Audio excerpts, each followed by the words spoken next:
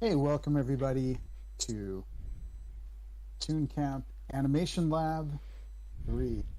So, what is ToonCamp?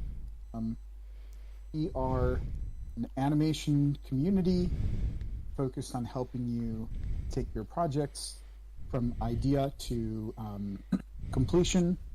Lots of free classes, events, and workshops, and we also have some classes limited to supporting members.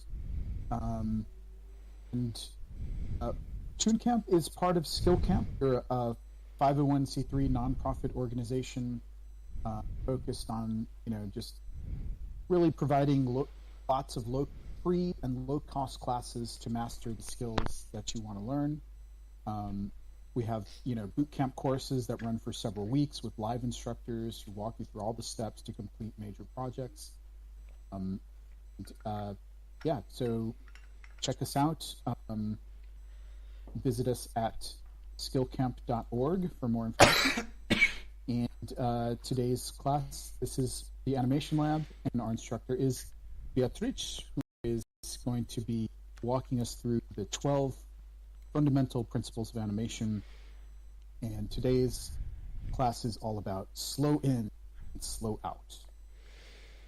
All right, thank you, Nacho. So, welcome everyone to today's animation lab. And thank you very much for that introduction. As you said, today we're going to be talking about slow in and slow out, which is one of the very simple yet also very important principles of animation. But before we get there, we're going to do a little recap. Please, we're going to do a little recap of last week and how things have been going for you throughout the week in terms of your projects, in terms of the exercises that you had to do last week, and in terms of anything in particular that you found interesting, or in terms of like any clip of animation, any show that you watched that you found really interesting, and yeah, we're going to be going a little bit over that. We do not have a lot of people here yet, so I believe we can go over one by one. Bethon, I believed, he just submitted a clip, which I need to download. So, but other than last week's exercises, has anyone been working on anything or faced any kind of difficulty? I will leave the floor open if anyone wants to talk. And if not, I will move on to the exercises. Any experiments, any difficulties with the software, any curiosities you'd like to look at?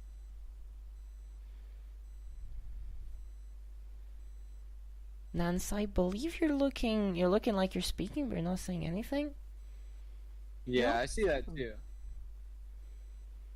Like your Discord is indicating that you're speaking. Oh, I'm not. Oh, okay. Yeah, I do actually listen. I do actually hear. Okay. In that case, let's take a quick look at last week's exercises. We have 2. I'd love for Mesh to join. Welcome, Et. Welcome to the class. Yes, let's take a quick look at last week's exercise. Let's start with Bethon. This is going to open. That's the wrong one. It's this. There we go. It should be showing. Is it showing? It is showing. Showing on stream? It is showing on stream. Okay.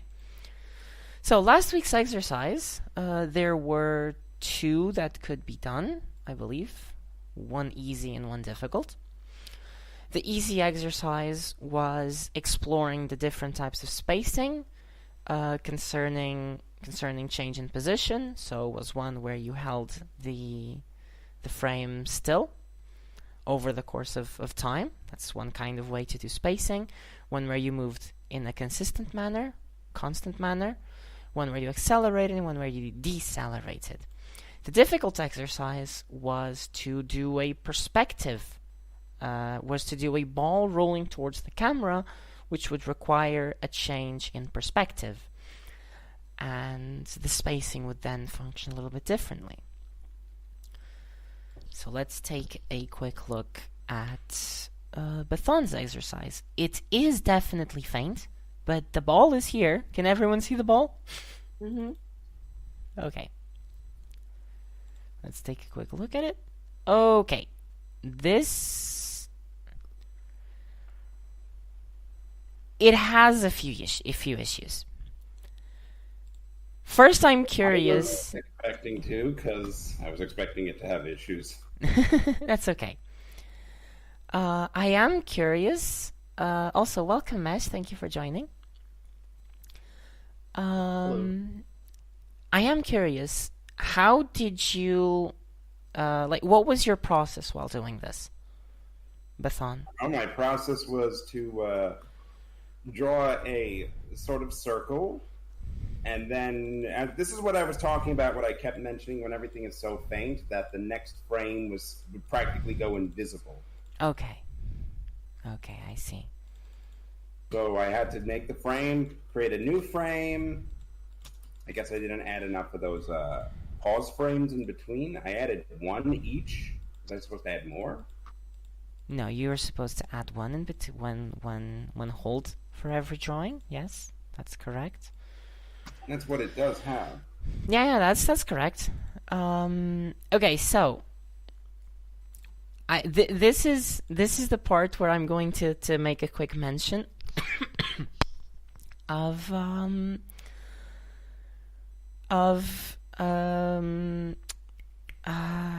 word's failing me right now, of straight ahead animation and pose to pose animation, because this added score is a very, very important part of what makes the difference between one and the other.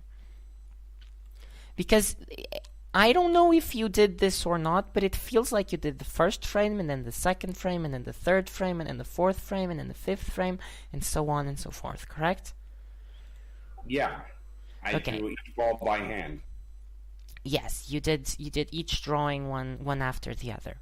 You did straight ahead animation, and you may notice that as you move, as the ball is moving, it is changing in size, which I believe is not intentional, and I believe obviously it is partly because of the difficulty of seeing the thing. But even if you were able to see clearly, over time you would notice this change in size as well. Maybe not smaller, but maybe bigger, maybe just be a little inconsistent. Like sometimes it'd get bigger, sometimes it would get smaller. This is one of the drawbacks of doing straight ahead animation, is that in the end you have less control over how the animation looks in a way, because it's more organic and intuitive, but it ends up lacking in the control and finesse department sometimes. This is why, and we'll go over your technical issues as well at some point. This is why it is helpful to do a first frame, the start of the motion, and then the last frame, end of the motion, and then work between those two frames. And do the frame that lies in the middle, and then do the frames that lie in the middle of those, and so on and so forth. Because you establish the size from two drawings, and whatever happens in between is always going to be significantly less change than if you do one, then the other, then another, then another. And that goes for size, that goes for like pretty much everything. You have a lot more control over what the animation actually looks like. All right, I will keep that in mind next time. And then the other issue, well, the trajectory, it's like, it is difficult for me to point out the issues because it is obviously because you couldn't see. The trajectory. All things considering, it almost seems like the trajectory. The trajectory is a almost little works. bit off, but that's okay. Trajectory is a little like it goes more or less, and it dips, and then it like closes off. The movement is I believe you were trying to do it constant, correct? Yes. Okay. In that case, I'd say you succeeded. It is a little staggered. I'm gonna go through this frame by frame. So we have this gap. This is fine. Okay, this is... Here you skip the hold. Yeah, and now the ball's getting smaller, so the gaps feel like they're getting larger. Yeah, I'd love to be able to point this out properly. Do I still have Epic Pen? Epic Pen. Yes, I do. Perfect.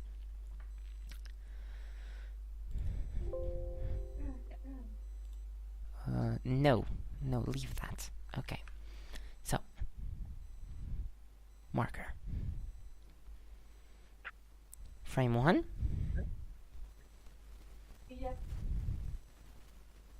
Frame 2. Come on. And yeah.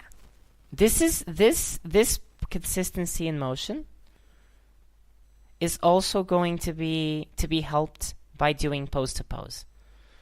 Because because if you have this motion to do, and then you say this is more or less the middle, you don't need to be perfectly correct, but you're going to be more or less in the middle. So then you can point out this and this. Maybe the last one's a little off. Maybe you can just correct it a little bit. And you're going to see the gaps getting smaller and smaller. So you can actually make things a lot more accurately as well. Because here these are more or less the same, but then it starts getting bigger and bigger. And I believe if I keep going, they are getting progressively bigger. And then here it becomes a little smaller again. Like, I can't go hard on you, because obviously it's because you didn't see. You couldn't see the thing. It's a technical issue. But these are also some things to be wary of when more complicated exercises come up. And you'll be pushed a little further, a little harder, and to pay attention to these details. That the distances, even though it is mostly constant, it staggers a little bit because it speeds up and then it slows down and then it speeds up again and then it slows down again, and it does this a little bit of weird motion. Can I clear this? Clear. There we go. All right. Overall, if anything, we know we have to fix the technical issues. The exercises of this week are still okay to get into because slow in, slow out is pretty much a continuation of spacing and timing. So it's not that much of a new thing. The second clip we have is by Mesh. And Mesh did the exercise. A still, a move, a constant, this deceleration, and an acceleration. And I would say that they look pretty good. Let's take a look over here. Let's go over this one. Yeah? Okay. Okay. Okay.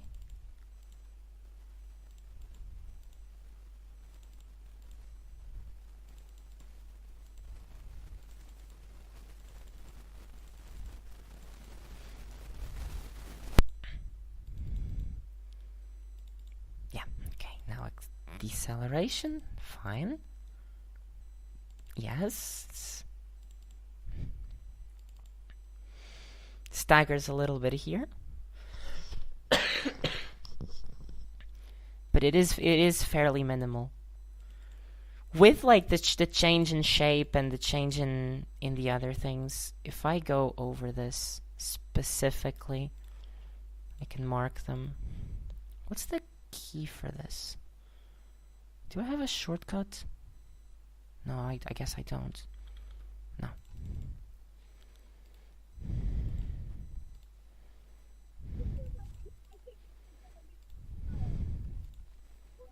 I don't think that's going to be a cold winter. Hello? Who is very mild. that? Nance? Everybody has things. Is it- I don't have the. Is that Nance or is that Et? No, not me. Okay, yeah. I was gonna ask Et to mute themselves.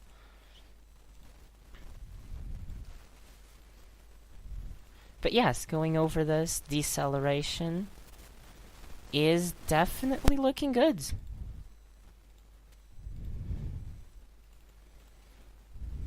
These are the parts that, quite frankly, do get a little bit difficult. And with slow in and slow out, we'll also go over a way to more effectively do accelerations and decelerations. Because even though the spacing does progressively get smaller, sometimes it's just not getting small enough sometimes. But then the stopping point is pretty convincing. So, yeah, this one barely moved. This is fine. Next.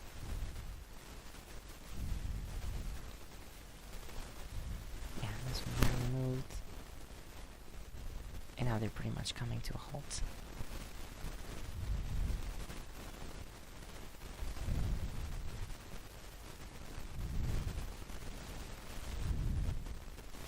And this is what deceleration looks like in terms of spacing, of the spacing of it. Overall, this is really, really good, especially for a first exercise. I believe you're not. Did you have any prior experience with drawing or animation mesh? I've done some drawing Okay. before, I guess. But yeah, this way. So the way you broke this down is actually really helpful.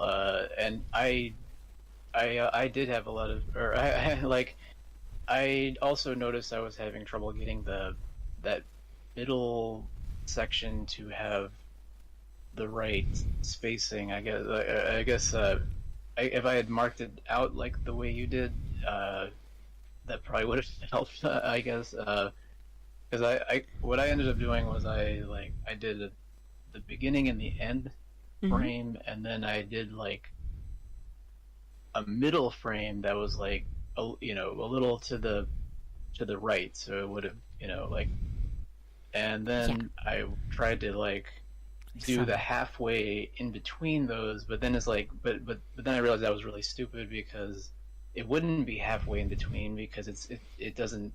That's not how it works. Continuously adjust. Yeah. So it's exactly. So so that's why I guess the middle part got messed up because it's almost like a continuous motion in the middle because I was doing halfway between the frames and I was like, oh wait, that doesn't make any sense. So yeah.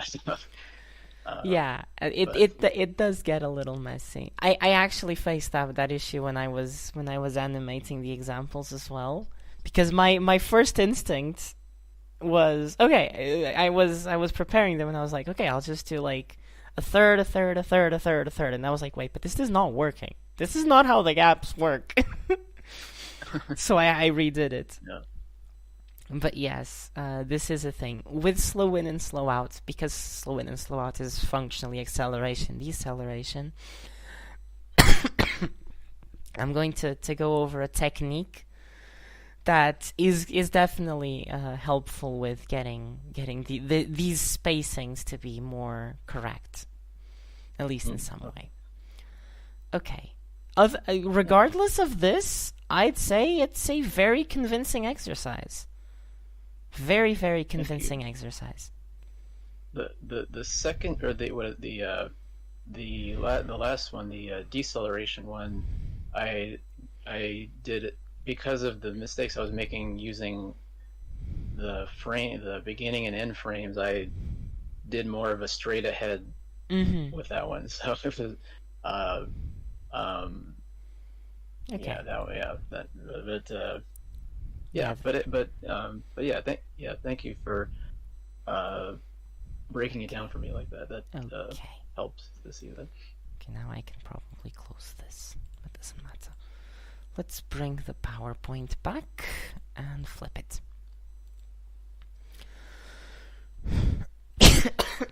Also, sorry, I'm a little sick. I've been sick for quite a while now. So yes, these were the exercises from last week. At least the ones that I've got. I believe I haven't got anything since. Yes, that is correct. And yes, Bethon had some difficulties with animation paper. We're gonna go over that in detail after the theory class, the theoretical part. And we're gonna go on for the next one. So today we're gonna be talking about slow in and slow out, which is the second principle that we're going fairly deep on. It is a very, very, very simple idea, but it is also a very powerful one. At its core, it's very simple and very important. And what it is that when you're animating motion, something that is still needs to accelerate into motion, and something that is in motion needs to decelerate into being static again. So, and this goes for everything, or almost everything, because things don't just shoot straight in motion, usually. And you can think of, for example, we're going to see examples like this, turning your head. If you're turning your head, you're applying a force, so your head's going to start slowly, going to build up speed, and then when you reach the end of the turn, you're going to slow again, and you're going to fix your head again. Because that is the way that the muscles work, and that that physics works in general. This is very much a physics thing as well. More examples of this. Cars. When a car goes from being stopped to speeding up, it needs to accelerate first. When you're getting up, you like the movements will start slow and they will build up. And often by slow, this doesn't need to mean that it goes really slow. It means that it might be like 3, 4, 5 frames before it picks up speed. 5 frames is like a fifth of a drawing, a fifth of a second. These accelerations don't need to be very slow accelerations, but they are very important in making the objects feel grounded in their universe, in creating a notion of cohesion within the universe. And that's because organic movement happens this way. And the only movement that typically doesn't happen this way, or doesn't visibly happen this way, is mechanical movement. So robot arms that can just blink into motion and then blink out of motion. But there are also other situations where you might not want to do a slow out, which is when you go from stasis into motion. So you're moving out of stasis. And a slow in, where you move into stasis. There are situations where you might not want to do this, where you might not want to accelerate an object when it's starting a motion. Can you think of any examples like that? Or where you might not want to decelerate an object when it's ending a motion? Does anyone want to think, or want to... First, was this clear, or was I confusing?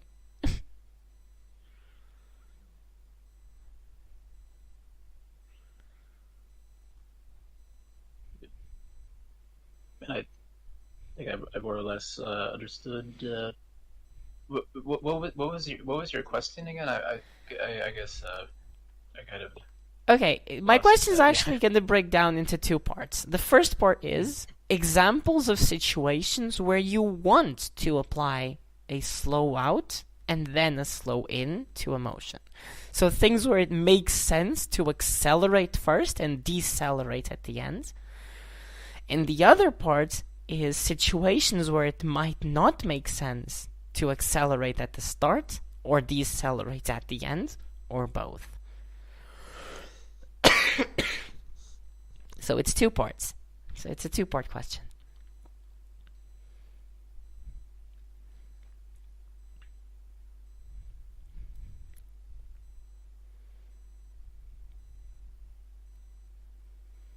Mm-hmm. Oh,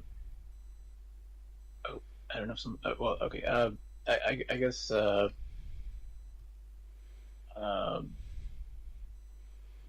I guess you could imagine a. I'm thinking like different kinds of weapons. I guess. Mm-hmm. That's so like. yeah. So if you had like a catapult or something, I guess like the arc of the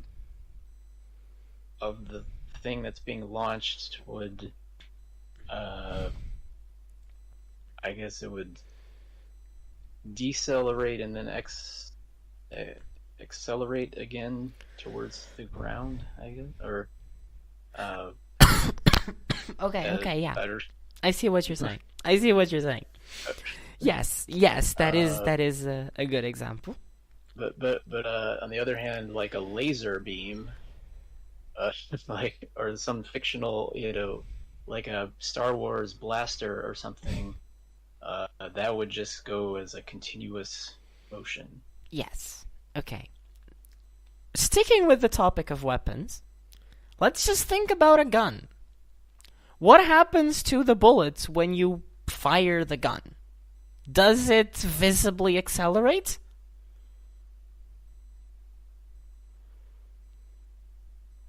Like in physics, of course it does, but it's such an explosive acceleration that by the time it exits the barrel of the gun, it's already moving really fast. So it's a situation where it doesn't actually make sense to accelerate at the start of the motion, because it's already going at top speed when it exits the barrel. Eventually, you might consider that it slows down as it travels, but more likely it's going to hit the floor before it slows down. Or something, or hit something.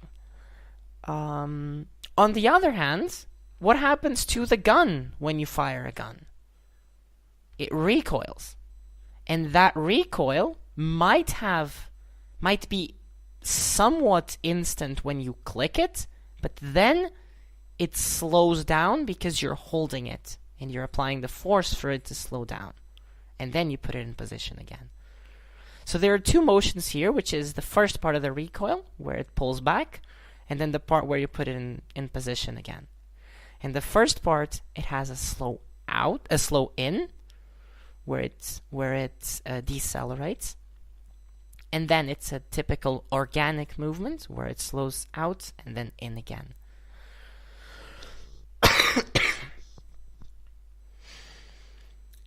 Another example. Dropping something on the floor. What happens when you let something go above the floor? The first part, it accelerates downwards because gravity is working on it. So it's going to build up speed. But when it hits the floor, does it decelerate? Oftentimes it doesn't. It just stops or bounces back.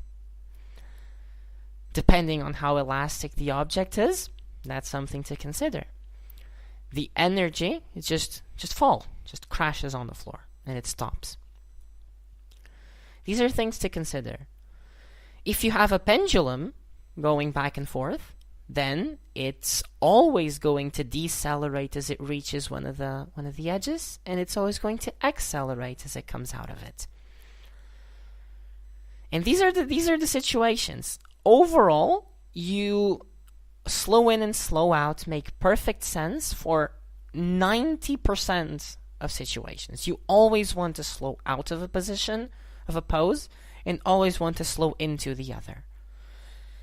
The situations where this doesn't apply are explosive accelerations, like gunfire, or literal explosions, and collisions, because when a collision happens, the object just stops or bounces back.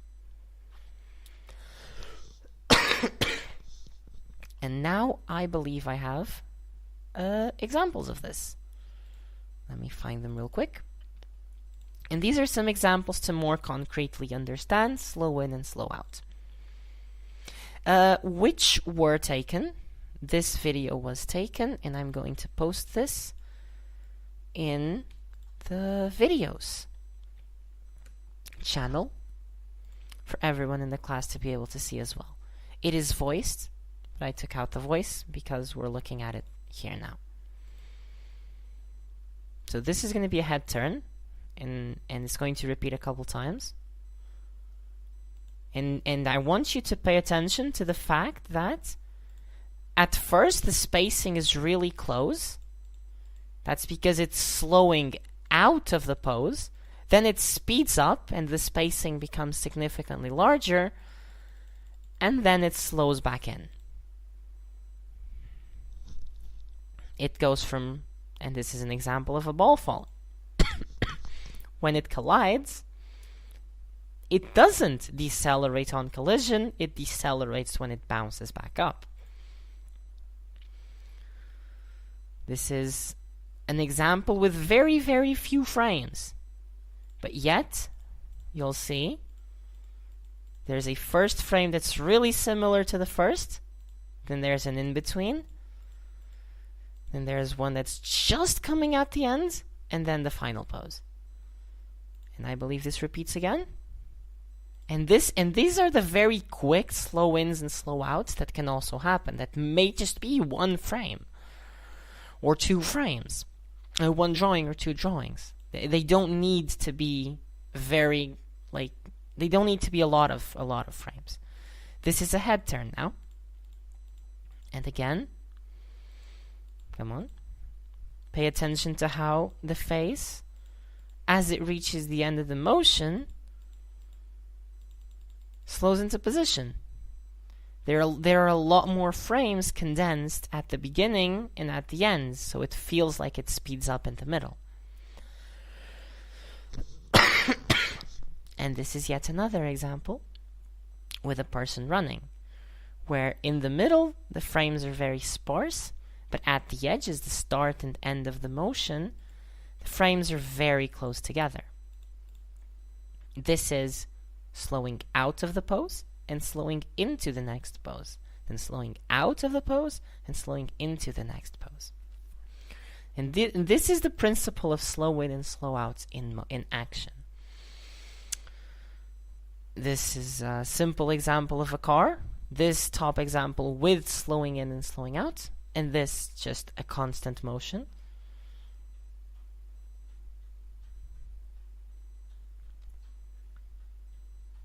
And this is something done wrong, which is the ball does not do this. The ball does not decelerate on collision. It just collides. This is wrong. This is why the example was put in here. I'm going to let them play out again. If anyone wants to comment on anything or have any questions regarding slow in and slow out, now would be a solid time to go over them. Because quite frankly, there's not a lot to talk about. This is genuinely a very simple idea, but it makes a world of difference.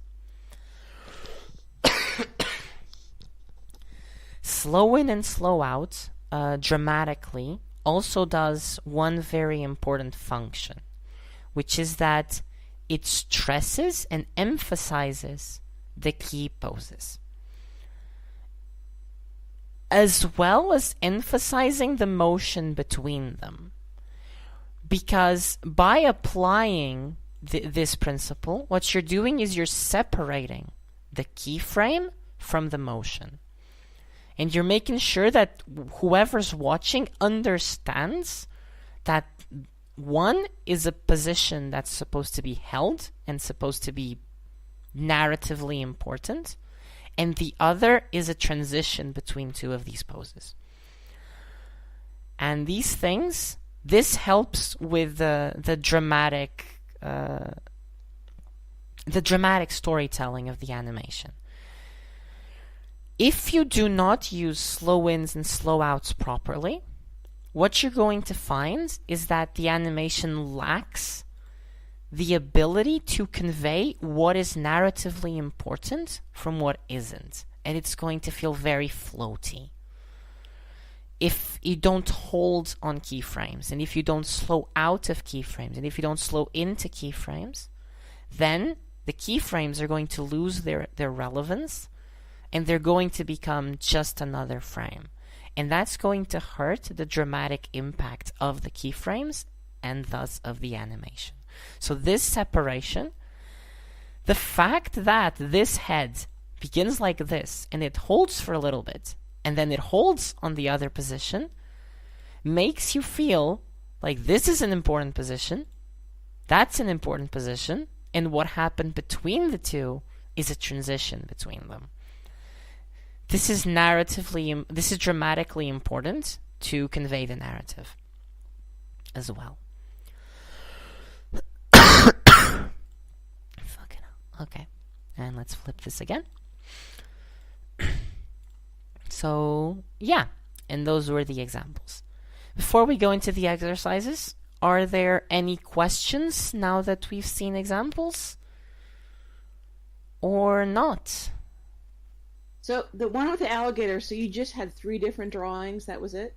Yes, the one with the Okay. alligator was this. Exactly. How many frames did you use? Hold up. This here has 5 drawings.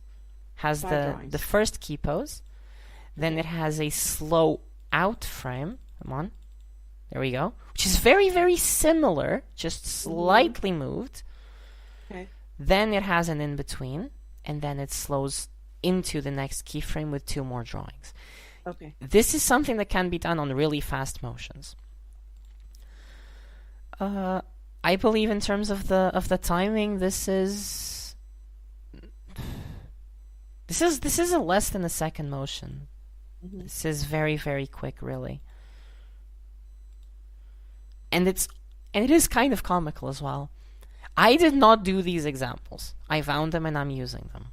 But I'm going to be doing the exercises now with you. But yes, this is the kind of stuff that you can do as well. Like the accelerating doesn't need to be slow like we did with the first spacing exercise. It can be very, very quick. Because oftentimes motions are very, very quick. You're not, like, when you're swinging your arms around like trying to say hello to someone, you're moving them around really fast. They're still accelerating and decelerating as they come to the end of their arcs of movement, but they're still moving around really fast. So in terms of like frame time, that's going to be very, very few frames. That's also where you can get into stylized territory and use smear frames when you're doing really fast motions, which we've mentioned last class because of Remza's little clip, I believe. No, it was Zuriel's. My bad. It was Zuriel's clip. But yes, this is the principle of slow in and slow out. Any other questions?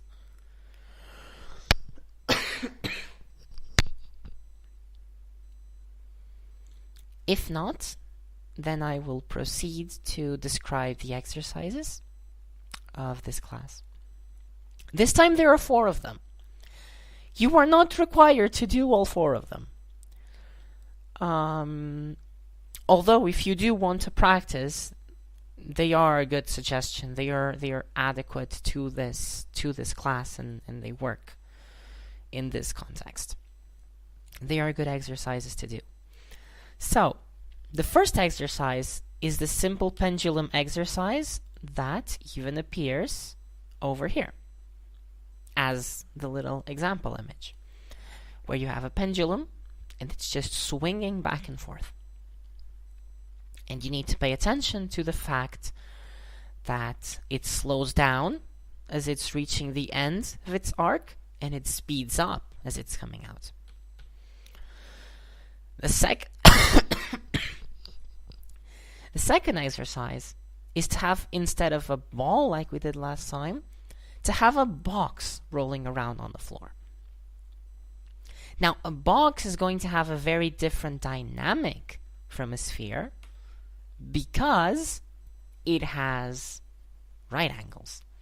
And that means that it's at some point when it collides, and the movement is going to be more interesting, and its rotation specifically, the rolling, each roll that it does is going to involve slowing out and slowing into, or rather, yeah, it's going to involve slowing out and slowing into whatever's happening. And that's a very good exercise to practice as well, because it also teaches the importance in how collisions change, how the dynamics here work. The other 2 are a little bit more challenging, but I wouldn't say they're particularly... The head turn is a bit more difficult, but I wouldn't say they're impossible. Oh, wow. Oh, I actually forgot to put one here. I thought I had a different one here. One of them is to choose 2 objects and draw them, and then to create a morph from one to the other. A morph means that the object is seamlessly going to become the other object. That means the lines are going to move, are going to change in such a way that by the end of the movement, it's going to look completely different. I will quickly find an example of this as we're talking, because I do have one that is pretty easy to find. I just gotta find it real quick. And the last exercise is a head turn. We saw 2 examples of head turns in the video, in our clip, in the examples clip.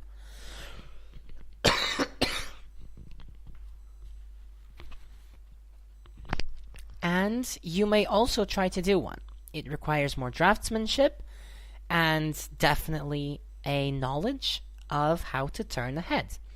But it's also going to get into territory of body dynamics, which is very important, and I hope by the end of this course we'll be able to do solid body dynamics as well. So it's important to get started on them. And also the fact that animation characters are better or are easier to work with if they have simple shapes. Like spheres and cubes and cylinders and cones and those simple shapes. So right now, for those of you interested, I'd suggest picking an exercise and getting started. If there are any questions, feel free to ask. I will be doing 2 of these exercises. Maybe I won't be doing them all here in the class. I will first be doing the box, because I feel like it might be a bit of a head scratcher how it's supposed to look. And then I'm going to do the head turn as well.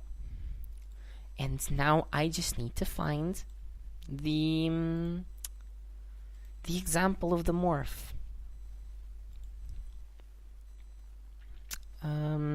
In the meantime, does anyone have any questions? What is this?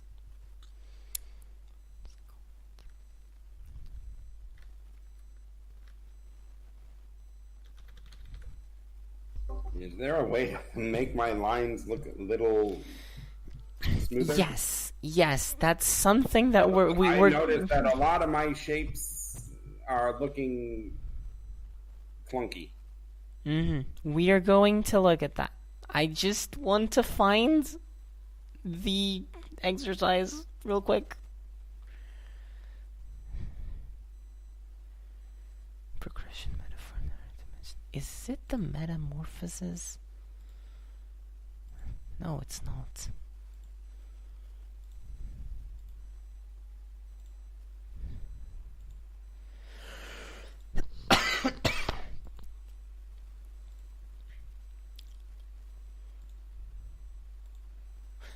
No.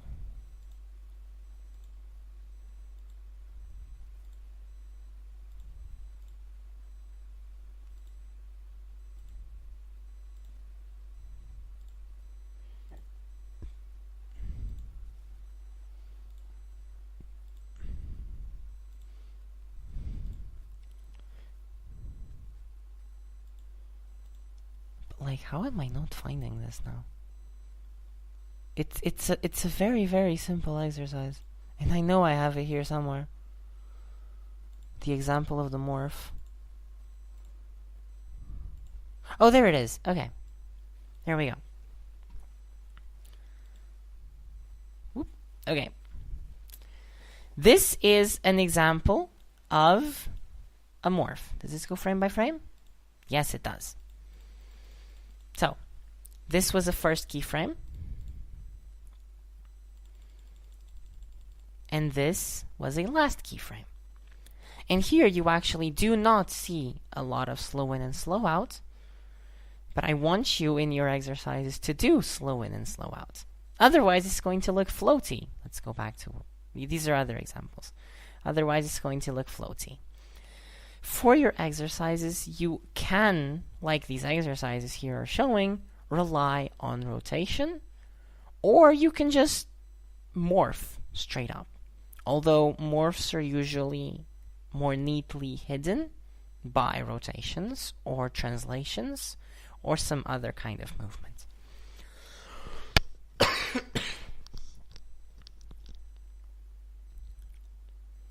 This is an example of the morph and how you can do it. I'll keep it open. Now, let's go, Bathon. We need to fix your thing. Because it's not working. So, show me your screen. I'm going to put this over here and just do a very, very quick copy-paste. I feel like there's no line or like circle button, right? There is no line or? Like, it lets you, like, you press this button and you make a line. You know what I mean? No, there isn't. I don't think so. Alright, the circles are probably going to look a little... And there's nothing that can be done about the background. It's not going to always look 360. You don't have a tablet, correct? Not yet. Okay. Let me see what I can do with a mouse. I mean, you should be able to see something with a mouse. Regardless, what you can do you see this little bar at the bottom? In my screen? Which bar are you on? I can't see where you... The opacity. Yeah, I did that. I found that out, so... If you raise the opacity, it's going to be everything very dark. Yes, because that helps a ton. Because mouse is either 0 or 1. Basically, you're either clicking or you're not. So if it's 1, it's always max opacity. While with a pen, you can do gradual increments, or at least more gradual increments. Now let me get a pick pen out of the way.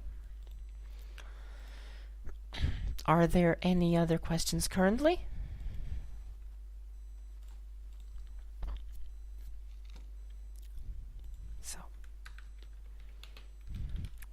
3. Okay.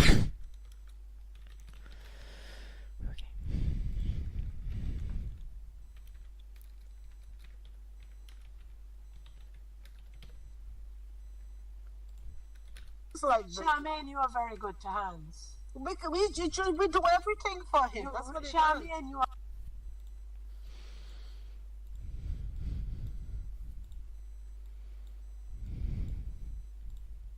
And the the exercises are now posted in the assignments channel for anyone who has questions. I'm now going to be doing the box exercise. If anyone wants to follow along, you may.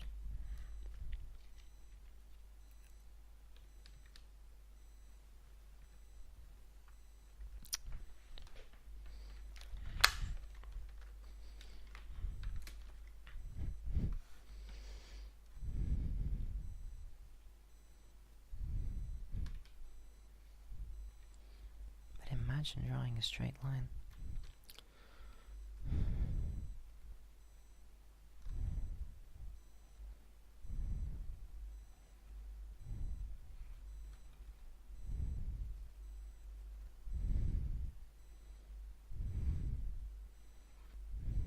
Okay.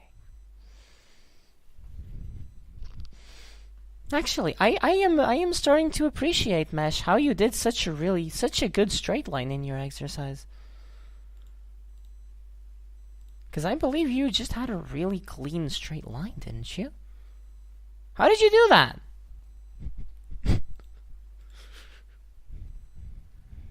I just I'm not using animation paper. Okay. Yeah, I couldn't get it to install actually. Yeah, it's like Okay, fair enough. But is there not in animation paper? Is there not some kind of no, not that I found like yet. You can hold down no shift or something like. I tried. No, there isn't. Oh, that's. There we go. An interesting choice to not have that. Okay, there we go. So now let's just extend this. Let's do 24 for now.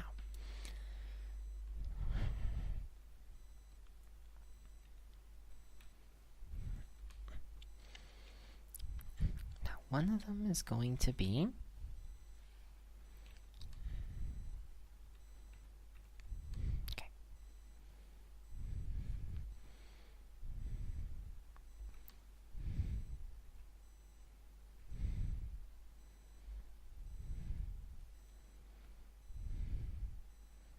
a box on the ground. Next frame, the same box on the ground. Just moved to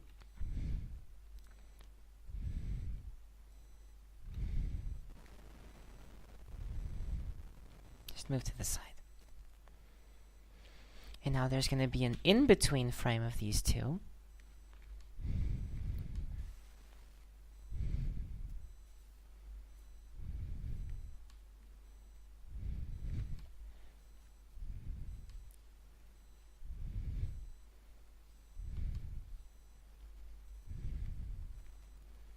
It's going to be somewhat like this.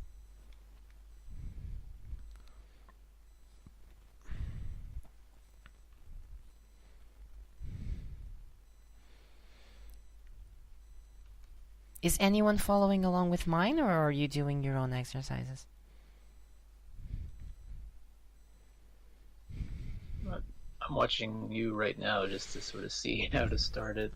In that case, tell me now. So we're going to go from this to this to this. And where are the slow ins and slow outs here?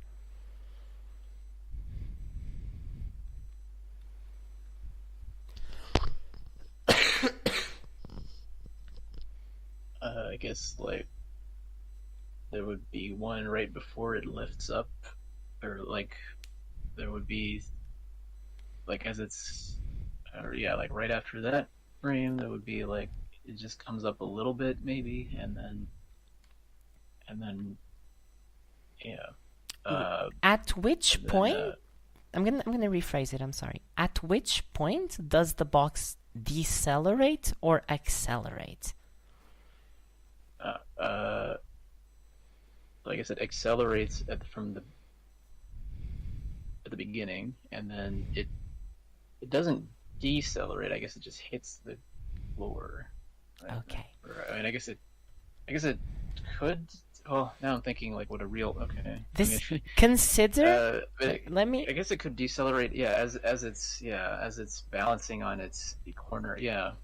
Exactly. I guess it could be like that. That's where I wanted to get at. Yeah. Consider that this is a repeating motion. The box always. I added a frame by accident. Delete drawing. No. Delete drawing. The box will always hit the floor at max velocity, and it will always slow to its slowest velocity when it's balancing. So it decelerates from here to here, it's decelerating. From here to here, it's accelerating. Gotcha. So now, oh right, and I didn't actually mention the technique for slowing in and slowing out. Right, that was because I had thing over it. The technique is you do the first keyframes and you do the first breakdown. This is the breakdown. And then you in between. So if you're going from here to here, you do your key and then your second key. And then you do your breakdown. And then you do in-betweens to those. And then you in-between to those and you leave these blank. And you in-between to those. This is a way to just easily get an acceleration. And and it's easy to manipulate in the sense that you can always leave these gaps a bit smaller so that you can then come back to them and then have a little bit more versatility with how you do these. Ultimately, the way these spacings work is going to be very important. And these are the notes that are going to be important to be taken.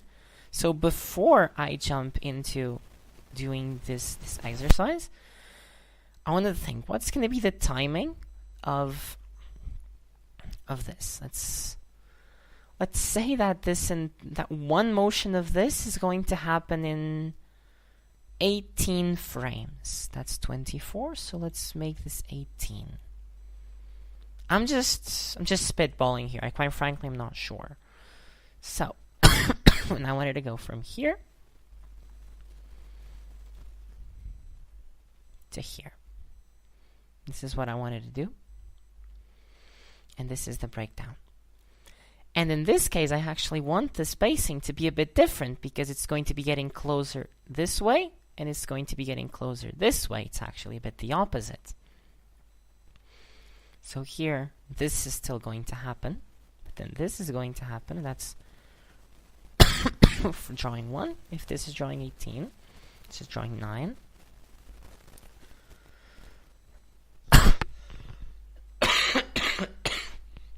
Either 9 or 10, I'm actually not quite sure. Let's say this is drawing 3.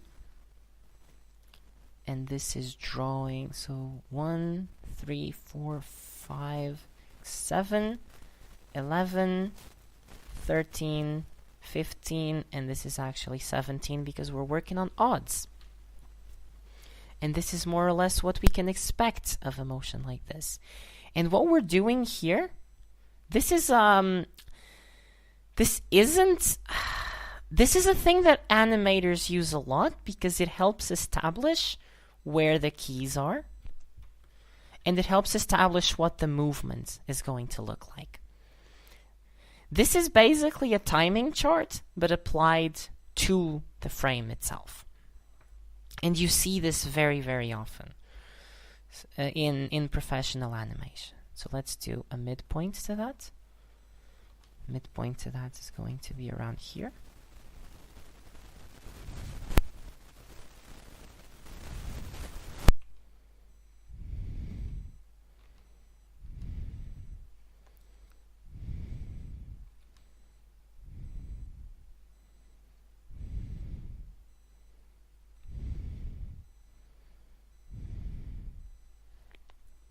And now let's go down to the other one.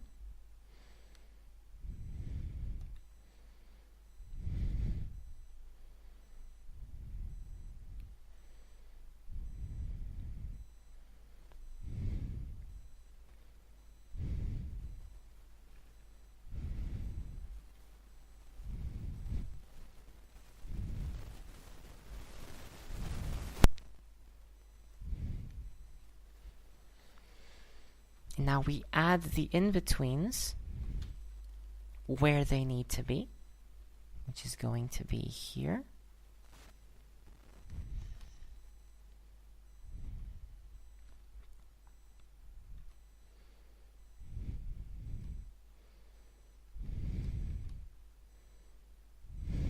It's better to do it here first.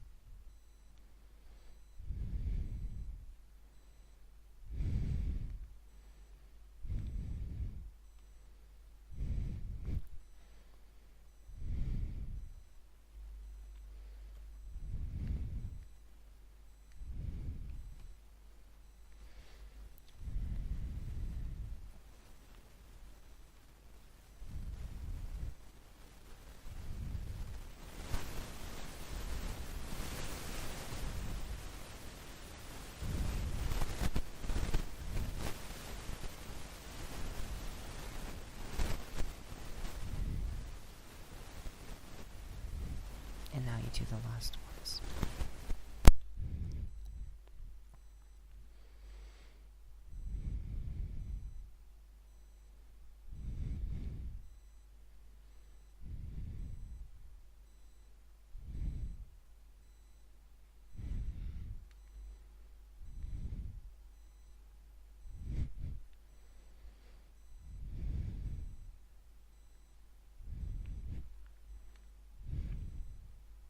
Question? Yes, Bithon? Will there be more clone drawings for what to as a way to indicate slower movement? You oftentimes wait, what do you mean clone drawings? Let me clear up the question first.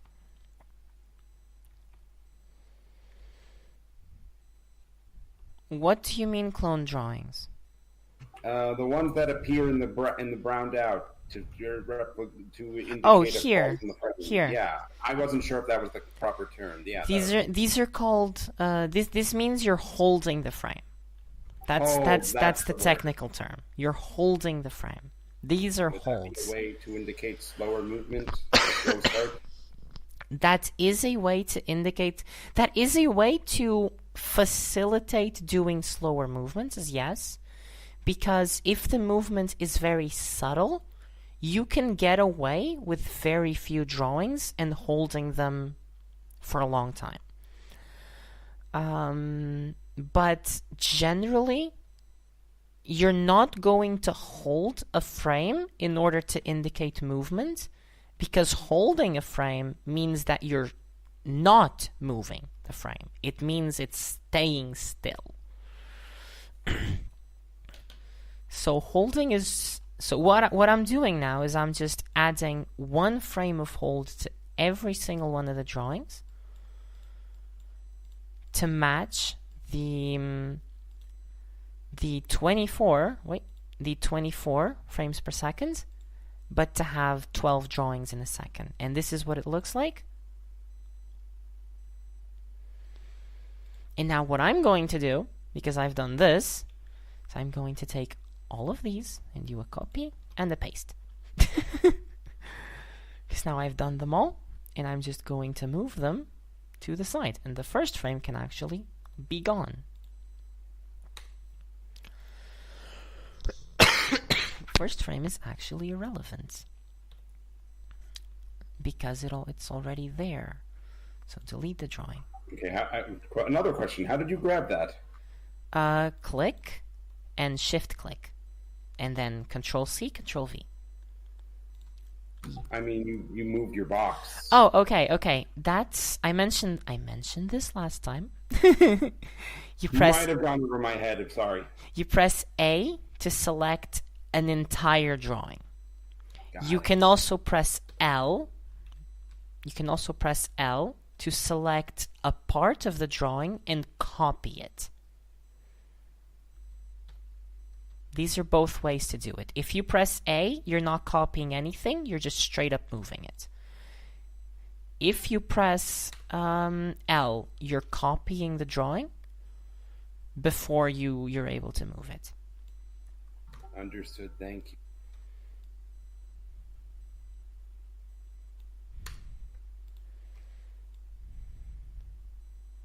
And that would be a great time to extend this out.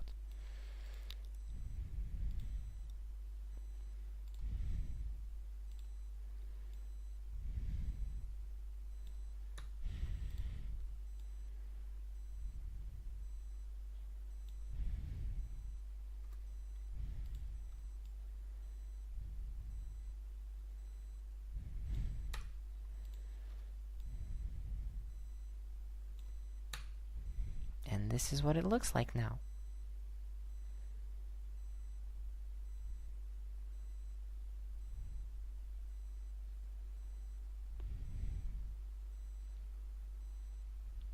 And maybe there's an argument to be made that this does need an acceleration frame.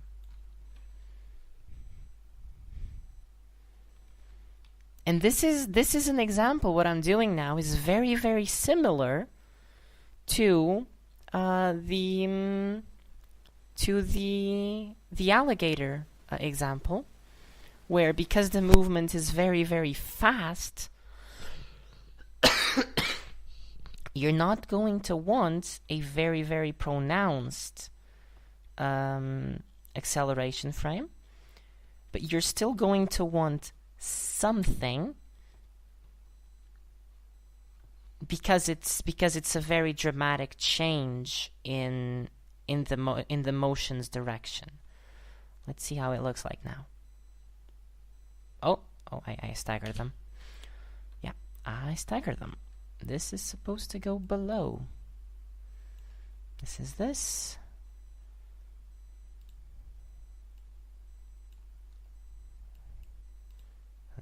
This is supposed to move up. So it goes from this to this to this. Okay, perfect. So now if we play them,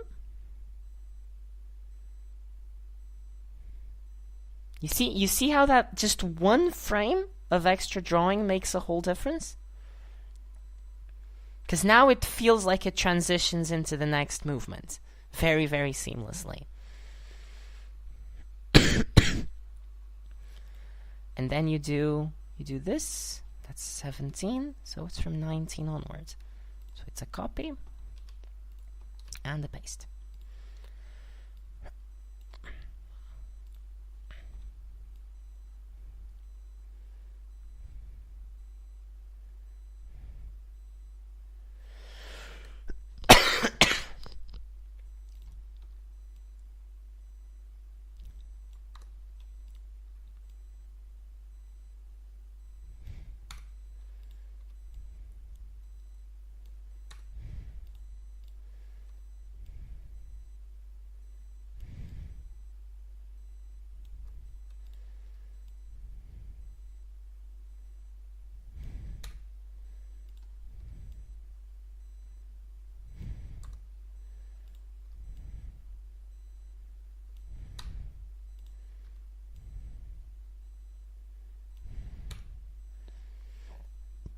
Now if I play this,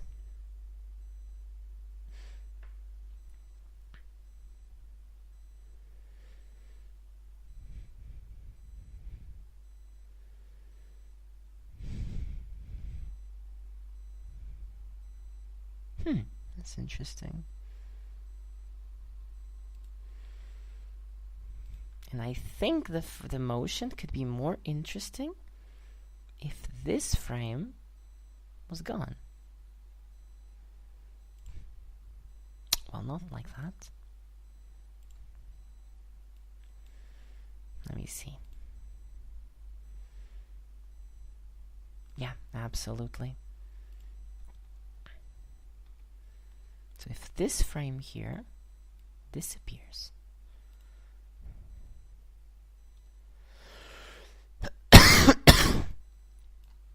and I can come and delete. And this, Control Delete. And then it's small adjustments like these. And you can see the motion coming to life. Wait, it holds for a little too long there. It holds for a little too long at some point. Does it? Doesn't feel like it should.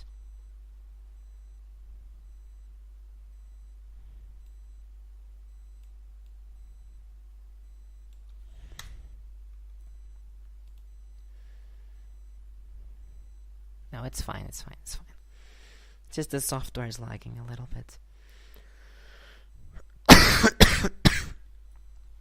And this is an example of how to do the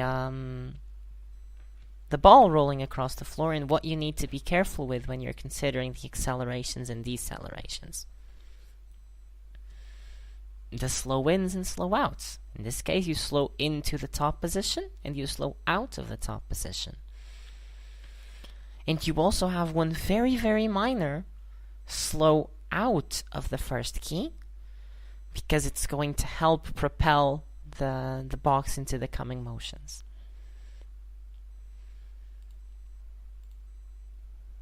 Now let me see how it looks without. Yeah, looks fine. This is exports as a movie clip. Visible layers, all frame, include audio. Yeah, okay, it's fine.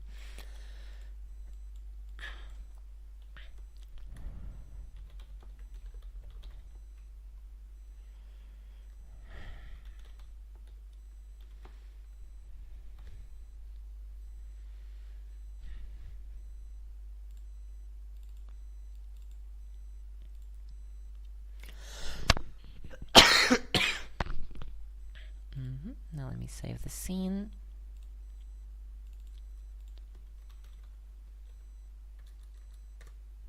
There we go. This is one example now that you have and that I will post in the 10-second clips as well.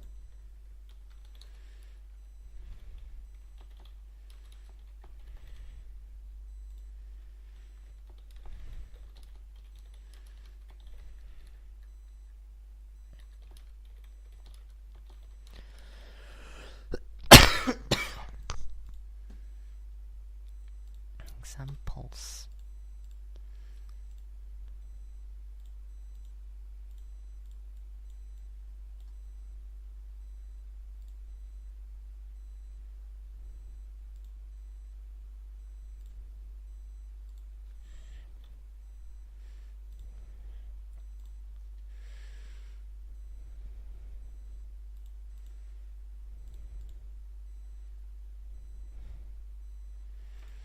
It's very simple. You don't have to go too overboard with these exercises. Eventually, we're gonna have to start worrying about it's H. We're gonna have to start worrying about the size of our paper and where things land on it, because currently we're not, and things are looking a little small. Now the head turn, new scene. No. Yeah. Yeah. Exactly. And now to do a head turn.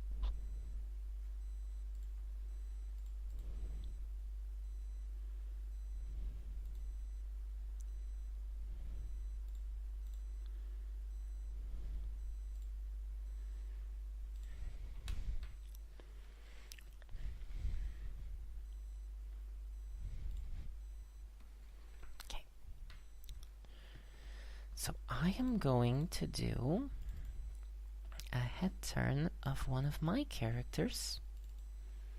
This little cat right here. This, for anyone to see, this is it. The cat, not the girl. It works both ways, regardless.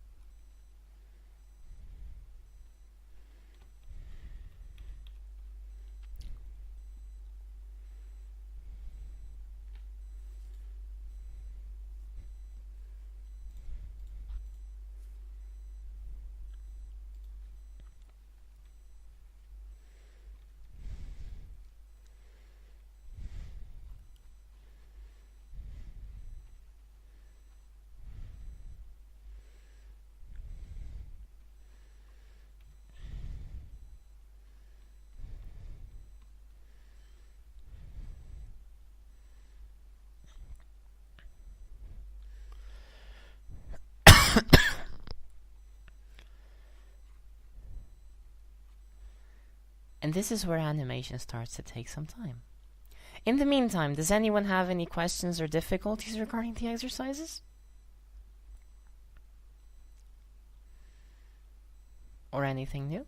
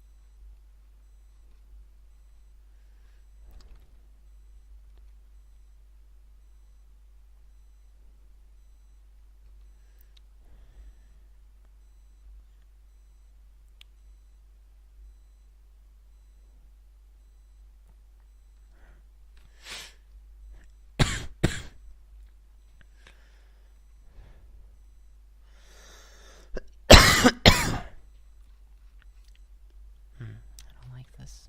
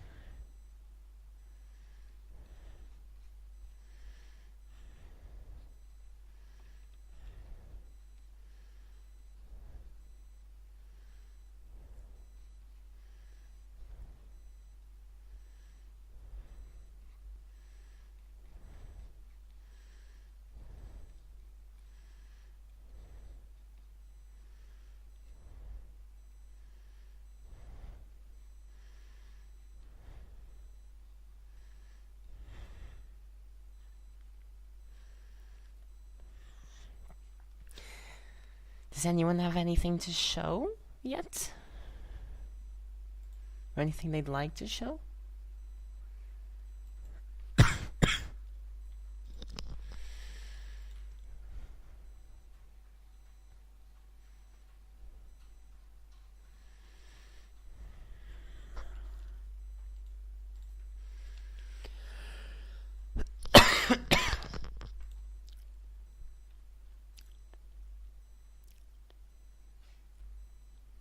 I have a quick question, I guess. Yes.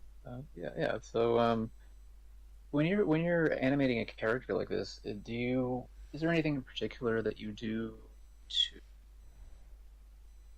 I like believe. kind of imagine the character in 3 dimensions? Like, are you just able to do it because you know this, like you know this character design really well, and you've already sort of drawn it in all the different positions before, or is it more like the shapes of it, or I don't know, how is it in your mind, like when you're sort of imagining when you go from one angle to another, I guess?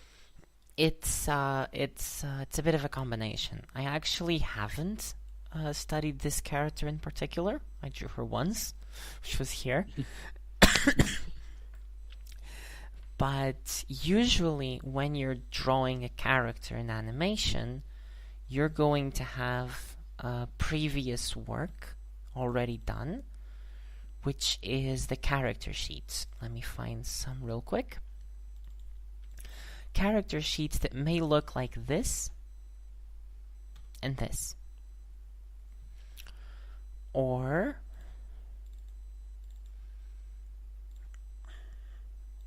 like this or this. And it's from these character sheets that you're already mapping out how things look. And when you're doing animation proper, you're very often going to be referring to these character sheets. Not only as a reference like you would in a lot of art, but specifically even to trace over the reference drawings when it's helpful.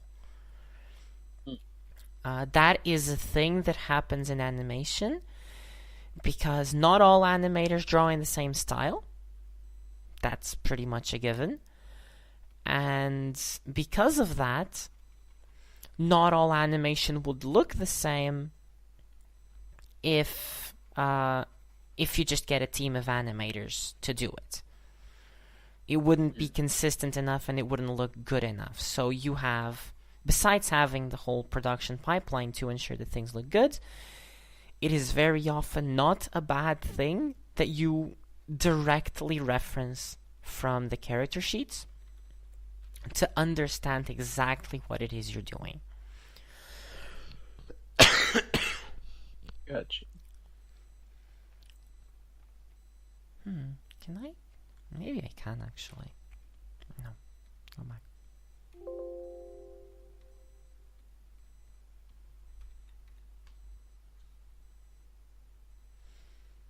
Can't just do something like this.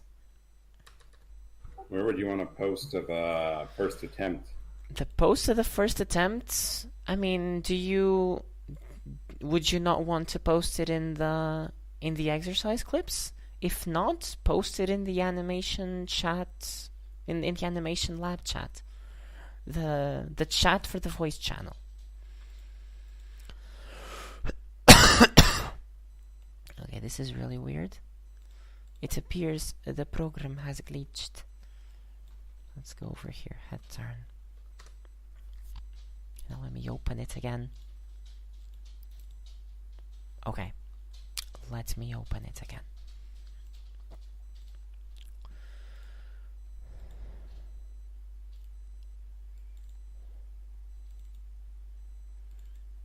If you've posted it already, do ping me just so I know where to look. Just so I know that I'm looking at the place you posted it in. Backlight.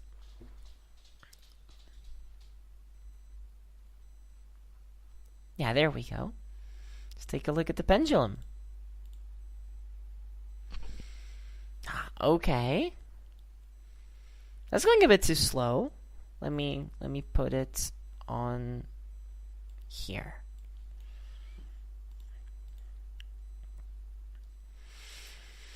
You got a few too many drawings, or rather, you got a few too many frames. I think the number of drawings is actually fine, and you're definitely slowing in and slowing out of them. Slowing out of the poses and slowing back into them.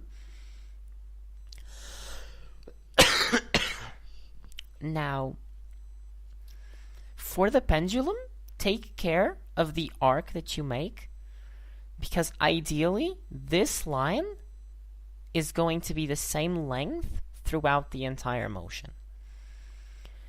I know it's very difficult to get a proper circle in the software, but do try your best shot. Those would be my recommendations for a first attempt. Okay.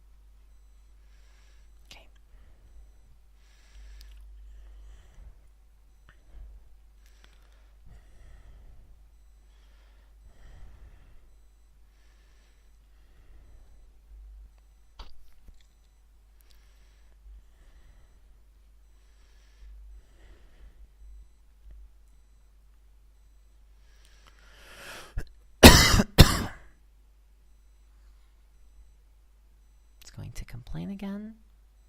Maybe not.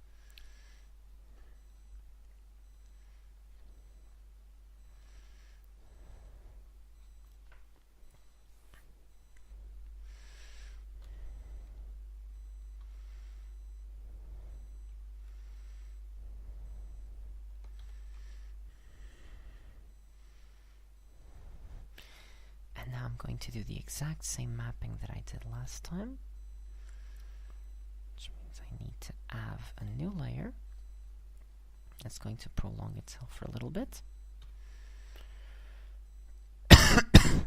And here I'm going to do a typical map of how these things look.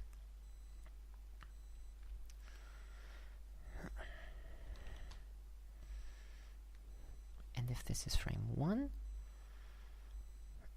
let's say the head turn takes 20? Is that 20 a good one?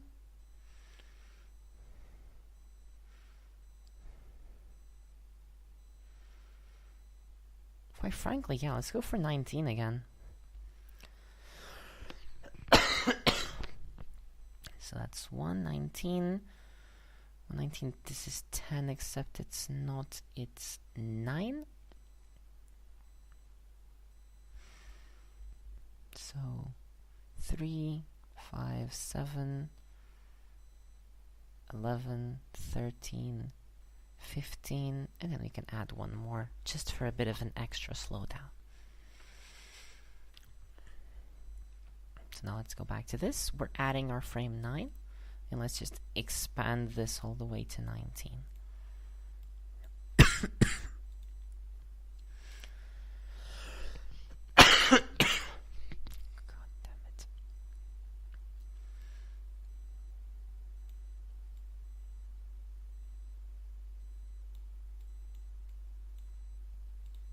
Frame 1, this is going to be frame 9, and this is frame 19.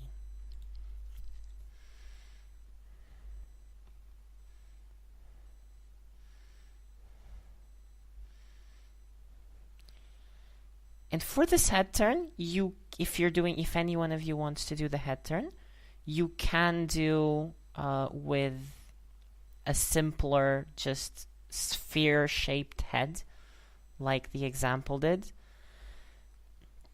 Because doing the kind of thing that I'm going to do here is also going to involve more than just slow ins and slow outs. It's going to have a bit of follow-through and overlapping action, which is something we're going to talk about next time, or not next time, but throughout the course.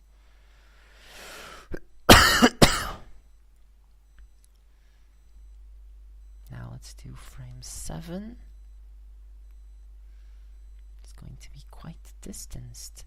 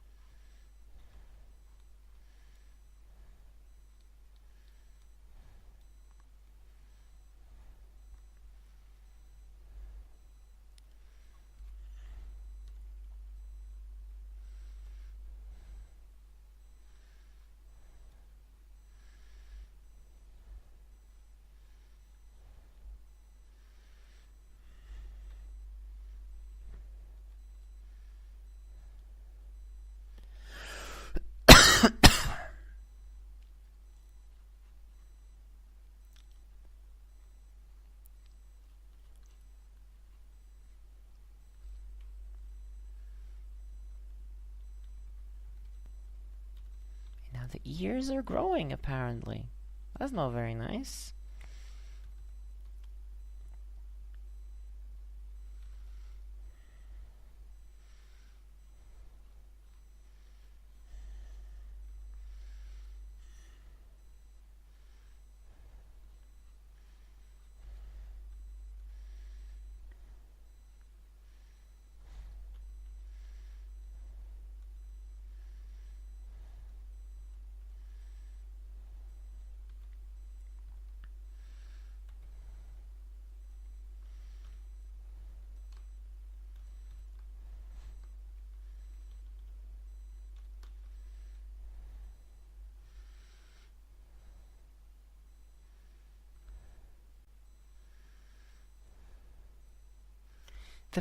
And this is the thing, the principles of slowing in and slowing out are crucial for pretty much every movement that you're going to be coming up with, both in and out of the course.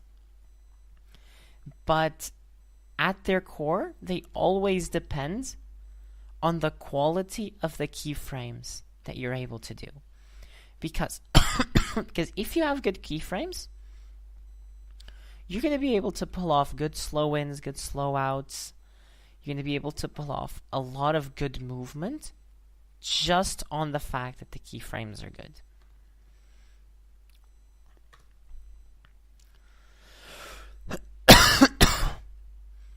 And this is the part where drawing is actually, like, drawing skills do become useful for animation, because that's the core of keyframing. It is drawing.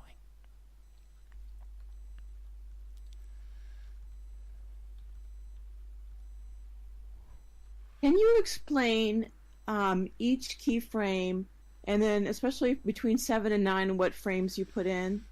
Oh, nothing. Yeah, can you put nothing? Okay. Okay. Look. Do you step by step? Do you see the numbers up here? Yes. These are the literal numbers of the frames. This is frame 1. Right. That's a keyframe. Right. We're Right. currently skipping frame 3 because I'm doing the other ones first. This is frame 5, frame Right. 7, frame 9. Then I'm Right. going to do frame 11. What's happening here is that this is a visual representation of what's happening in terms of the spacing of the drawings. Right. So from frame 1 to 3, you're going to have very tight spacing. From frame Right. 3 to 5, very tight spacing. From 5 to 7, it begins to widen. The spacing widens. From frame 7 to 9, you reach as wide as it's going to get. And then from 9 to 11, the same. And then it starts to get tighter and tighter until you stop. That's what these spaces represent. The keyframes are 1 and 19. This frame in the middle is called a breakdown. The breakdown is a frame that sits between two keyframes, and it informs the audience of how the movement is being done. So it is through the, so if the keyframes are the core of what actually tells the story, the breakdowns are what gives personality to that in a way. Because it's in the breakdowns that you're going to be doing wacky things and that you can convey the personality of the movement. So how do you do that? Well, let's talk about the head turn. A head turn with keyframe 1 and keyframe 19. So these two, it's just a very simple turning the head from one side to the other. Correct? But if this frame here, currently it's just low, it's lower than the others, and it's facing to the camera. But it could be higher than the others, for example, and that would convey a different kind of movement. That would mean that the character was raising their head as they were turning it. They could also be tilting their head as they're turning it. They could be they could be doing a whole host of things. They could be swinging their head first and then turning it. So this could be a frame that would look like this, and then it would turn, you know? The breakdown is what's going to inform the animator and the audience, is the primary frame that informs the audience of how the movement is done. And that's its main function. Usually, in most animations, in most movements, you have 3 breakdowns. But right now, we're only working with 1 because it's just simpler. You have the breakdown at the middle of the movement, you have an anticipation breakdown, and an overshoot breakdown. Because those things are the preparation of the movement and then the closing off of the movement. More than just slowing in and slowing out. But right now I'm not doing any of that because it's more complicated, it would take more time, and we're not working on that level yet. We're still building up to that. We will talk about those when we're talking about follow-through and overlapping action, as well as secondary action. That's when these are going to be coming in really, really important, I believe. If I can just quickly check my list. We're going to be talking about these when you talk about anticipation, follow-through and overlapping action, and secondary action. That's when these these other breakdowns are going to come into play.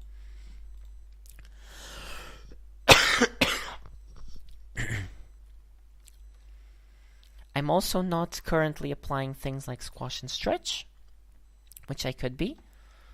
It would be a matter of doing something like this, for example, and maybe widening it a little bit.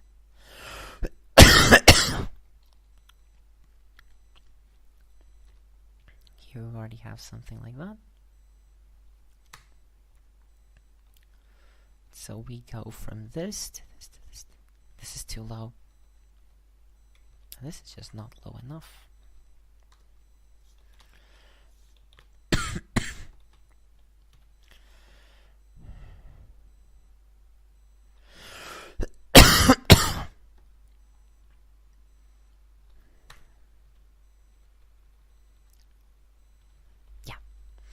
But these are other principles that we'll get to in time, and we'll go over them.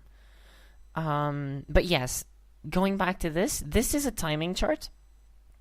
And this is basically the way for you to know the relationship between where your frames lie and what the spacing between them is going to be before you actually jump into the animating.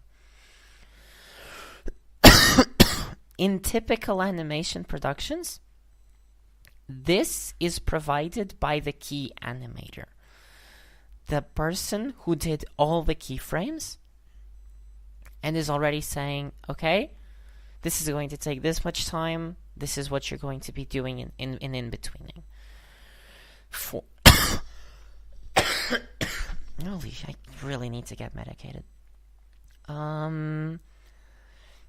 For the independent kind of work that we're going to be doing here for now, you're going to be doing all the work yourself. So, yeah.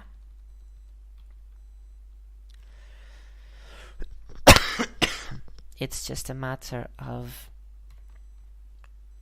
Okay, let's go back here and reduce that.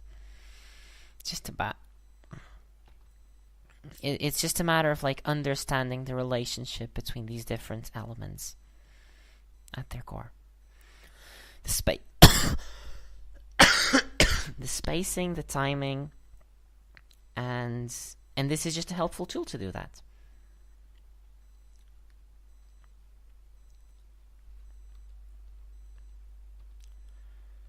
That's weird. This one's weird.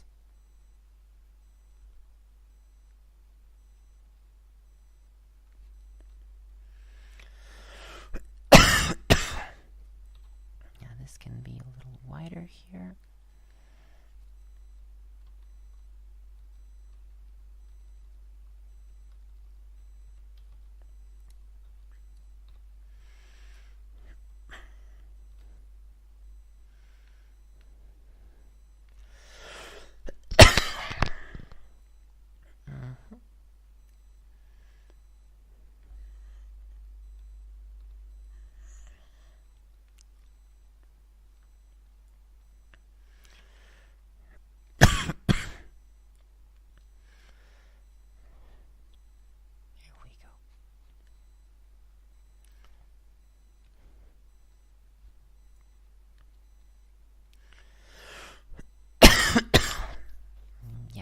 This is the movement, the way it goes.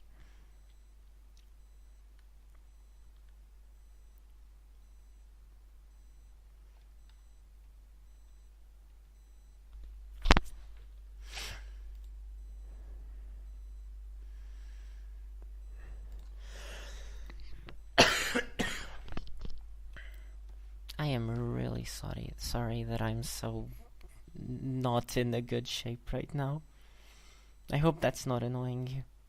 No, it's no problem. Okay. This one's over here. This one's going to be kind of like that.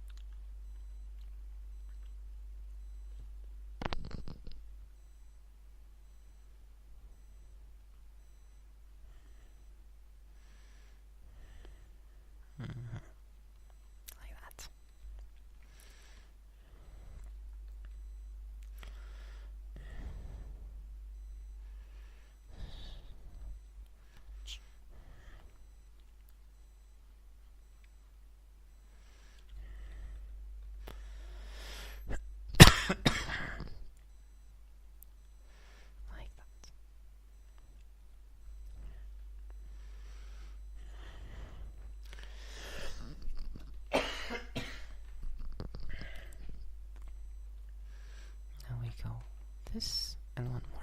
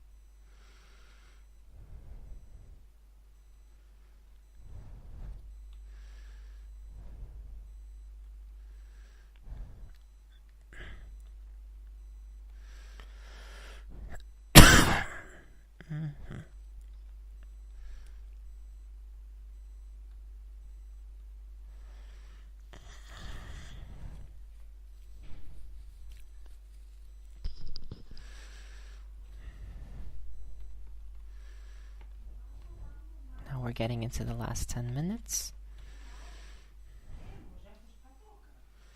So if there are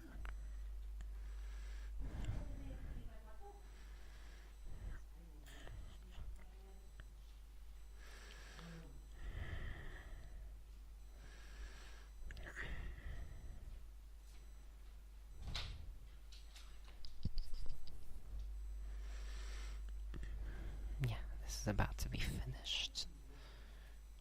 Like this.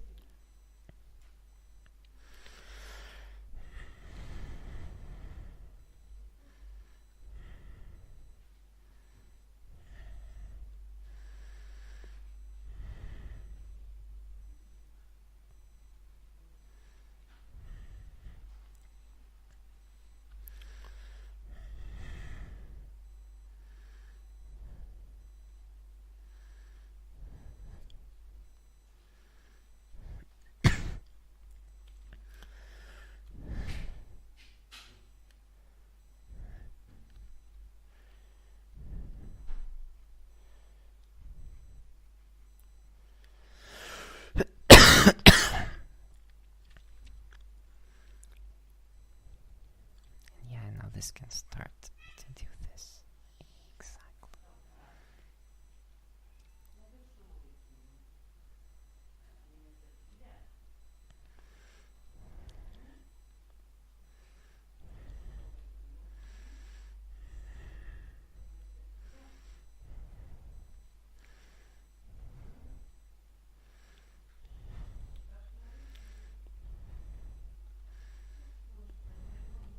I've had a really good time, but I gotta go host the script walk.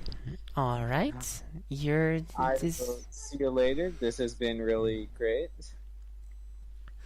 If you took the time to follow through with the exercises, that's really good.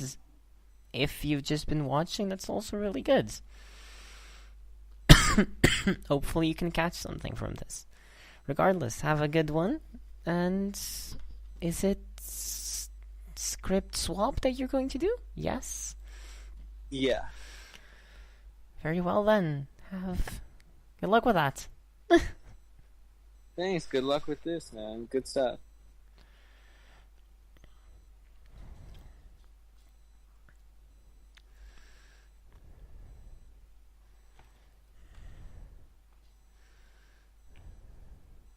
Okay.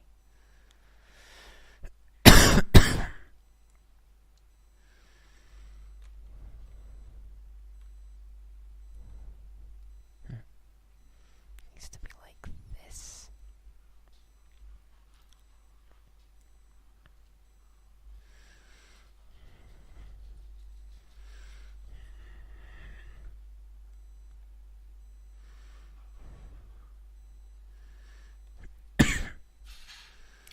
So this is the line that runs through the middle.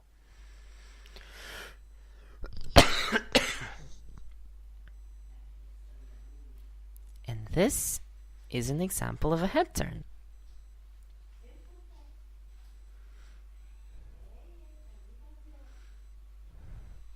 Very, very crudely done, and it would require significant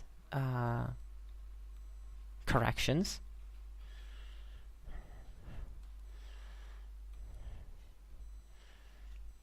Or rather, significant cleanup.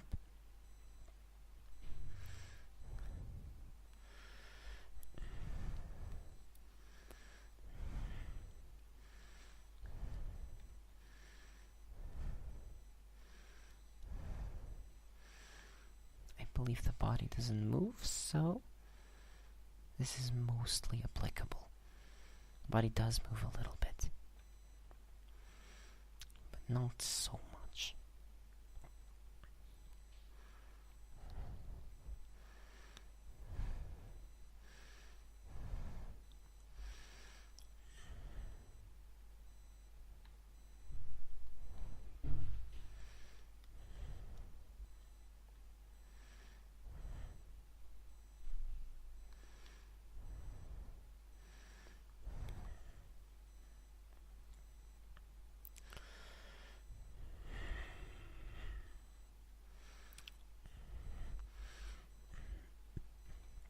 So yes, we are definitely almost done.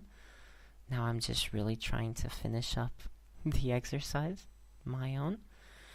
And I will ask you to say if there's anything else that you'd like to ask or talk about. Now is probably the time.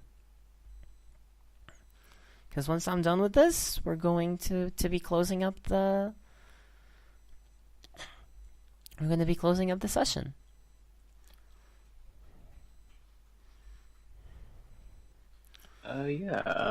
Well, yeah. First of all, I just want to say it's really, this has been really interesting watching your process doing this, and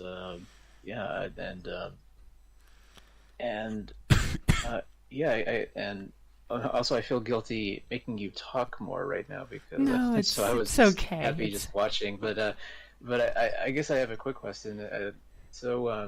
When you're nearing the end of a slow out, and you're kind of at that, like, this was something I was noticing when I was doing the ball exercise, and it's like it's getting to the slow out, and then there's a point where you're at the end. I guess depending on how many frames you have, but it's sort of like it's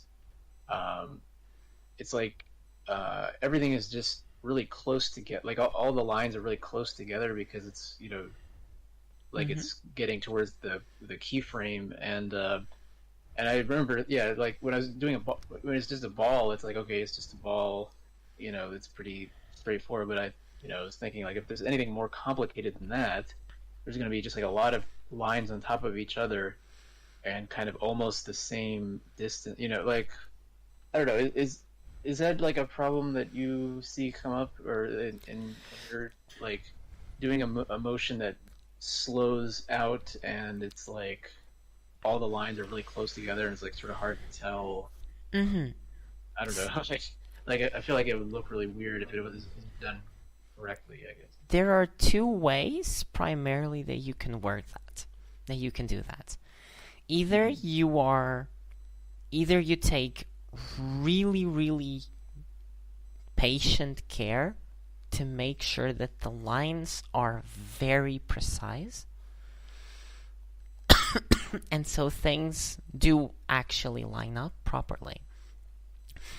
That's the first option, is you take a lot of care, a lot of patience, and you go through every frame making sure that the spacings are correct wherever they are, and making sure that there's no like staggering and whatever, even in those really tight spaces. That's option 1. Option 2 is that by the time that you're reaching these slow outs, you start holding for more frames. So somewhat like what Bethon mentioned before, with like holding for slow motions. Instead of doing one drawing every second frame, what you can do is when you're getting really, really close to the end, you might just do... So you're doing one drawing every second frame for the whole thing, but when it's so close that it barely changes, you just skip one of those drawings. And one drawing just holds for 4 frames instead. That is one way that you can do it as well. And these are the 2 primary ways that so far I found to deal with that issue. Either you hold the drawing for the drawings of the slow out for a little bit more, or you just go through and make sure that everything is in fact just precisely done. That makes sense. Animation is very much a work.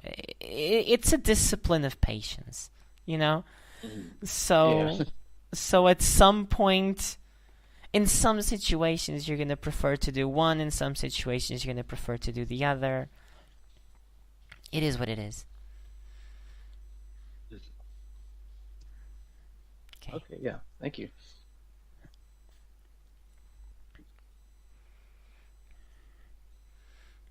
And in a lot of situations, like what I'm doing now for the body's like not a necessary part of the head turn. I'm just doing it for completion's sake, basically. But what's often done in these productions and in like proper productions is that you animate the parts that are going to be moved and you hold the frame on the parts that don't actually move.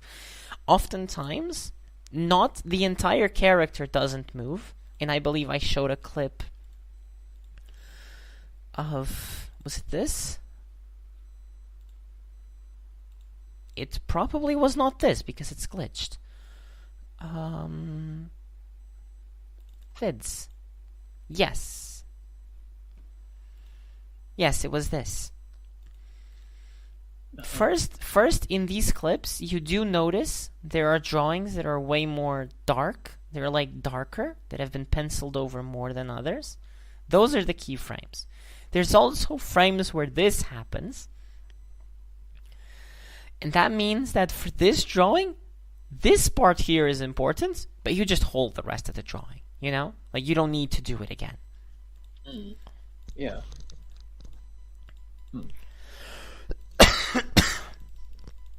And as we go through this, I want to see if I find a timing chart, because there probably are some. Let me see. Oh, there we go. Did you see? The timing charts. Oh, yeah.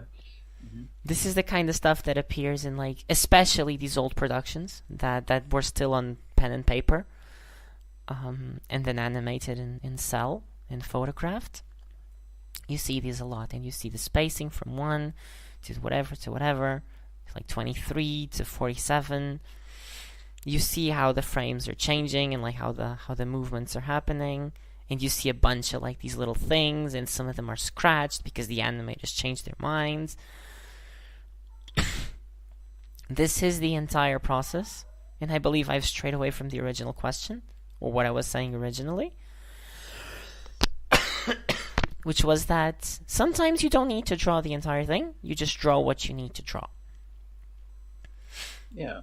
And I actually screwed up on the head turn here. This is fine. But this is not. Yeah, there we go.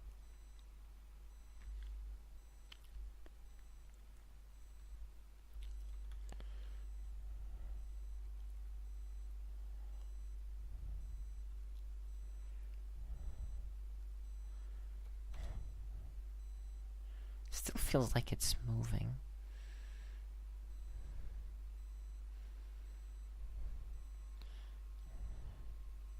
But yeah, regardless. This is an example. From here, you would take a proper marker or brush or whatever, create a new layer, X sheet, new layer, and you would go over each of the drawings and draw them properly. I'm not going to do that because we're at the end of the class now. But this is what you would do if you were actually doing this for a final project. You do a rough sketch of the animation, and then you can go over it and refine it with proper line work and careful placing of things. Regardless, this is going to be it for us for today. I believe there is no more PowerPoint. There is no more PowerPoint. It ends on the exercises. So, I hope you've enjoyed. I hope you've been challenged, and I hope you're liking the classes. And I will see you next week, where we will talk about arcs, the next building block for animation. So thank you. Thank you. So thank you for. Thank you very much. Yeah. Really good. Very cool demonstration. Thank you. So if you don't mind doing the outro, Nacho, I would be thankful. Thank you, everybody. Yeah, please get some rest. I will. Next week, same time, same place. Come back for week 4.